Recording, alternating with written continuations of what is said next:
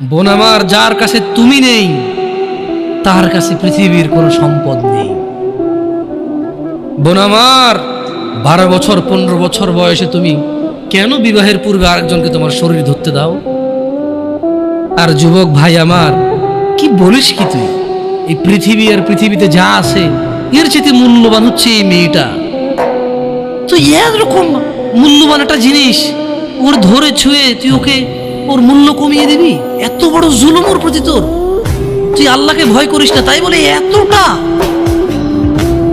এতটা কি বলিস তুই? তুই কি কারো গাড়ির গ্লাস ভাঙছিস জীবনে?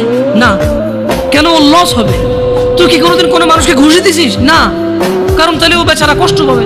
তুই কি জীবনে কারো পেটে ছুরি ঢুকাই দিছিস? না। ও মরে যাবে, তাহলে ওর ফ্যামিলি ক্ষতিগ্রস্ত, লসে পড়ে যাবে। তুই কি কারো টাকা মারছিস কোনোদিন? না। তাহলে ওর ফ্যামিলি টাকার কারণে কষ্ট পাবে। তাহলে তুই কেন তুই এত ছোট ছোট বিষয়গুলো খেয়াল রাখিস যে আরেকজনের লস হবে?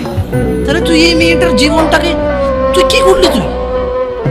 তুই পুরো পৃথিবী আর পৃথিবীতে যা আছে সবকিছু বিক্রি করলে যে সম্পদ হবে, সবকিছু অর্জন করলে যে অর্জন হবে, এর চাইতে মূল্যবান তুই ওকে সতীত্ব থেকে বের করে নিয়ে আসলি।